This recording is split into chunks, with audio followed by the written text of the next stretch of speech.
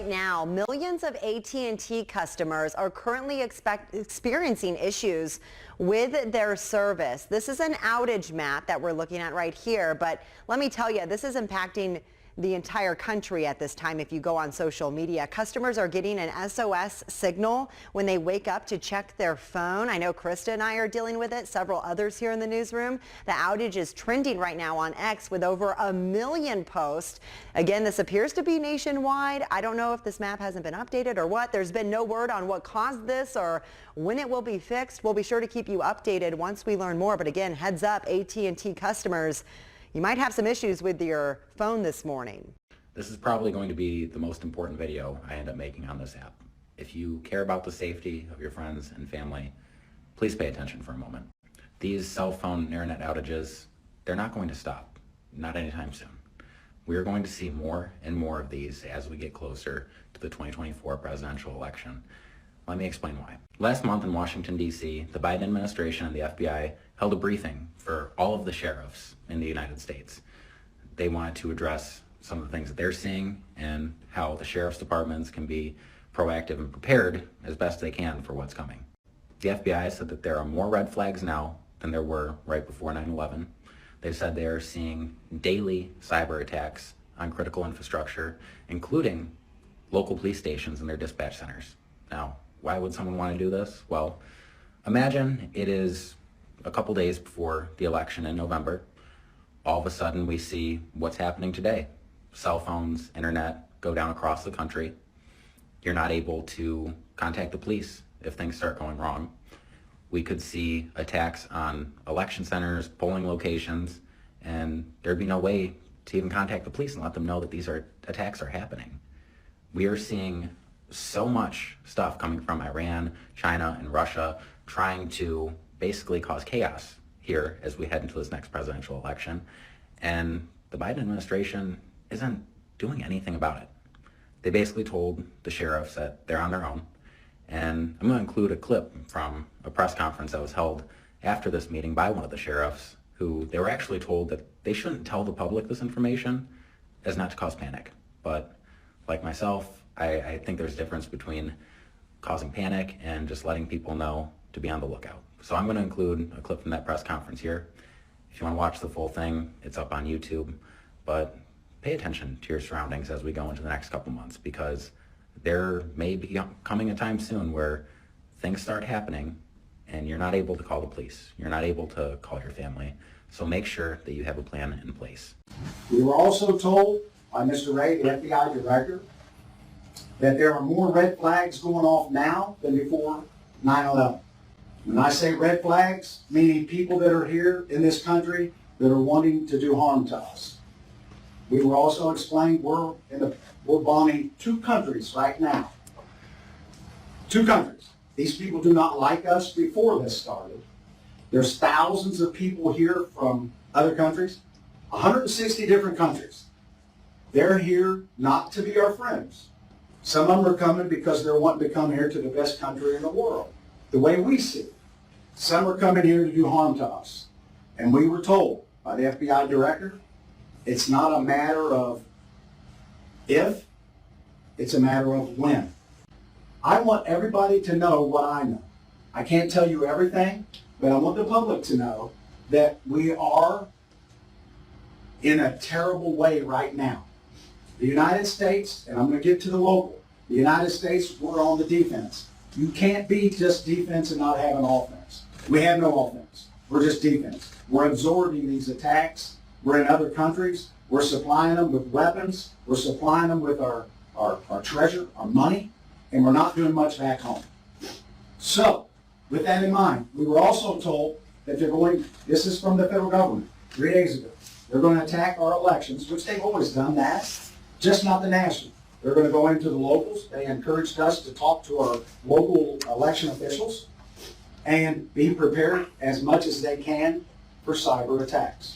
Even locally, you have to be prepared. We've been told that, again, they're coming here to do harm to us, and even in Ohio or in the United States, we're not going to be able to call and ask for help from the federal government. They're going to be busy. The military's not coming, the National Guard. When 9/11 hit, it was all the police and the fire. And they were in total organized chaos. The military had the skies. And I don't want, somebody asked me, am I like Doomsday Jones? And I said, no, I'm not like Chicken Little. I want you to know what I know. Now, get to where we've been attacked here in Butler County. You're going to think, well, we've never been attacked. We have. The Russians attacked our system, our electronic system, our computer system. They hacked it. They also are trying to hack, just not ours. And we were down for 2 months, just a paper. Hacked our dispatching, hacked everything. Now, was that to help us? No, it wasn't to help us. It was to hurt us and cause chaos. This is Job 18:11. Terrors shall make him afraid on every side, and shall drive him to his feet. Shalom, Kahala Yahweh, Bashem Yahshai, Bashem Kokodash. Double honors my teachers, the apostles and elders of Great Millstone. Peace and mercy to the elect, with the house of David reborn again in this generation. And Shalom to the 130 Yasharallah, who today were known as the Negroes, Latinos, and Native Americans, who before losing our true heritage, we were known as, and still are, the true Hebrew Israelites of the Holy Bible. So, as we just watched with these two videos, there was some big news that took place today on the 22nd of February, and that's that the cellular network was supposedly, or should I say possibly, attacked in a cyber attack attempt.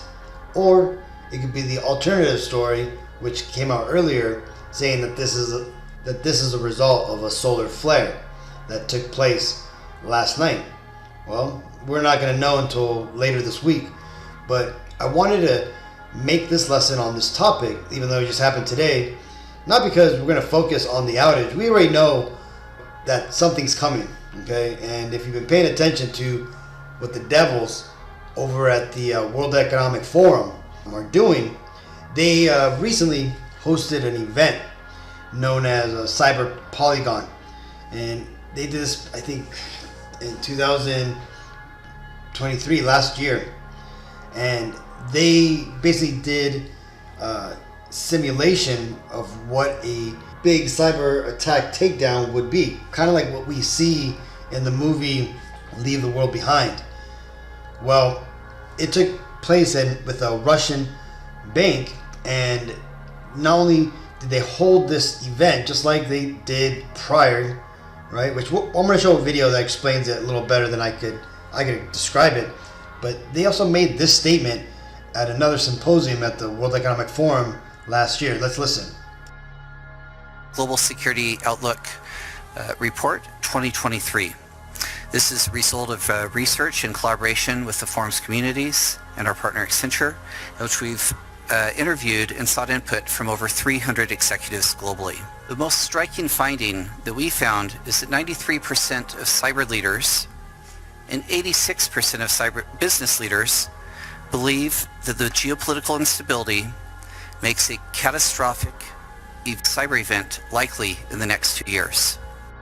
And there you have one of the World Economic Forum goons coming out and putting the warning out there once again, predicting that there's going to be a catastrophic global cyber attack within the next 2 years.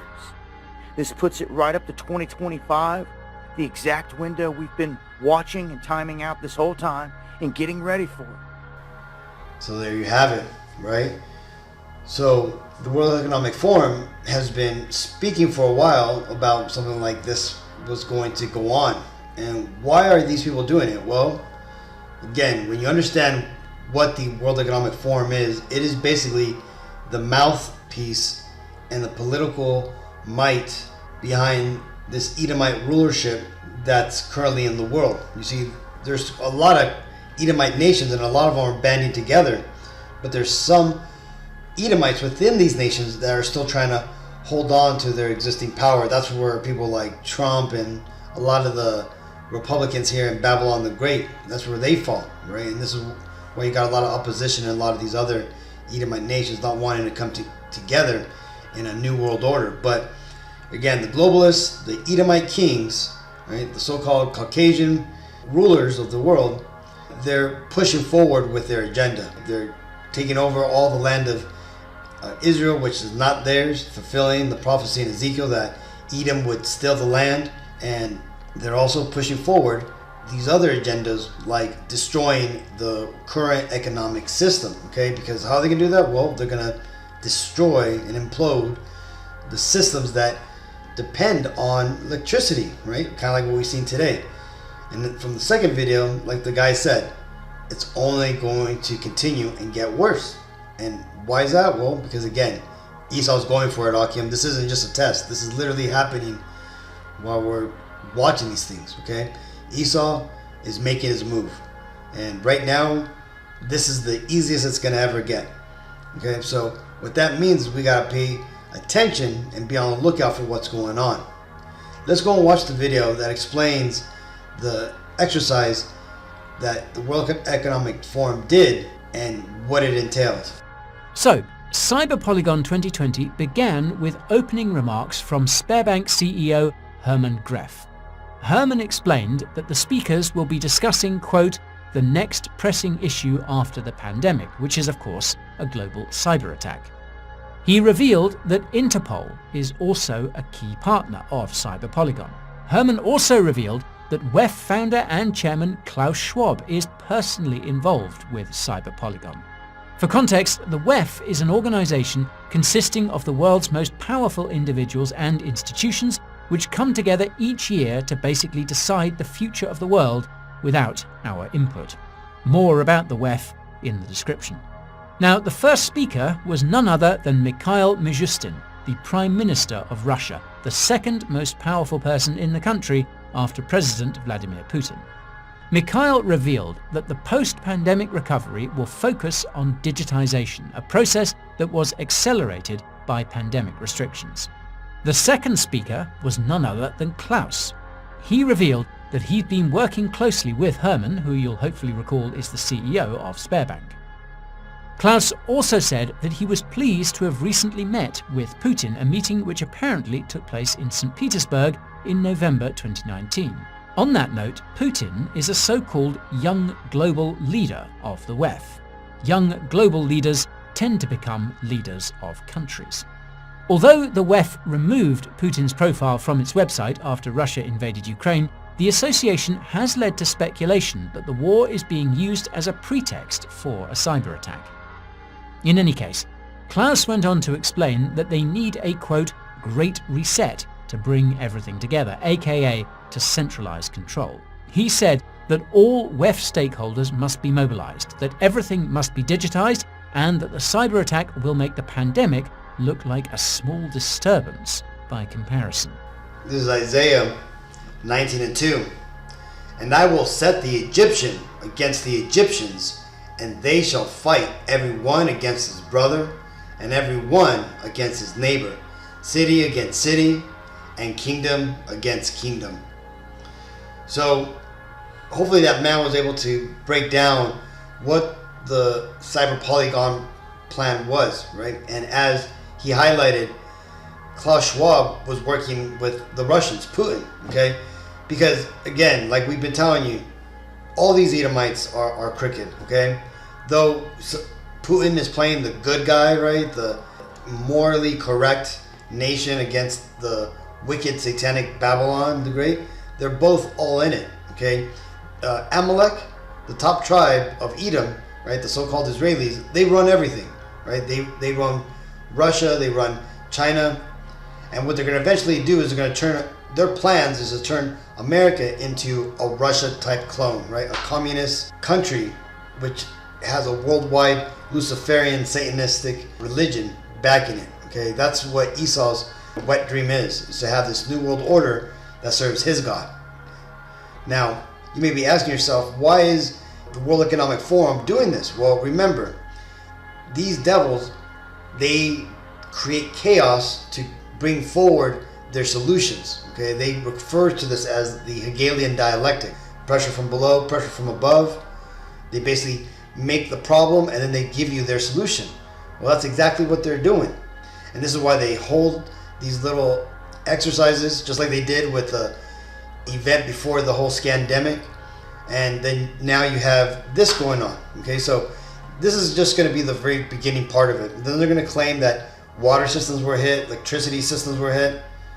This is how Esau's getting down. And why is that? Well, because, again, like it read here, the Lord is making these Edomites fight against these Edomites. Okay, the Egyptians spoken about here in Isaiah is talking about the rulers of the end time civilization for the most part. Meaning that this is talking about the modern day Egyptians, that being these Edomites, which again, they became the pharaohs around the 300 BC period, right? When Alexander the Great and his generals conquered Egypt and basically all of the known world at the time.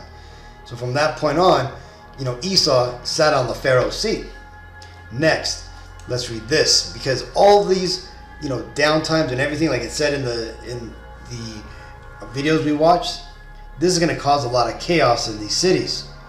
You're not going to be able to call the cops, and we've been telling you, Joachim, about this a lot, right? A lot of these women and a lot of the society that depends on the muscle of the state to back their injustices or their BS woke agenda, that's not going to be available. So you're going to have a lot of people lashing out and basically people fighting against each other. And that's going to lead to this. This is 2nd Ezra's 15 and 17. Actually, let's start on 14. Woe to the world and them that dwell therein, for the sword in their destruction draweth nigh. And one people shall stand up and fight against another, and swords in their hand. The swords here are basically just talking about weaponry, right? It could be guns, could be knives, machetes. Verse 16. For there shall be sedition amongst men. Sedition meaning going against their government. We're seeing this all over the place right now with the farmers, people rioting against their governments and invading one another. They shall not regard their kings nor princes. We've seen plenty of that. People basically disregarding their politicians. Not even states are going against the federal government. It says, and the course of their actions shall stand in their power.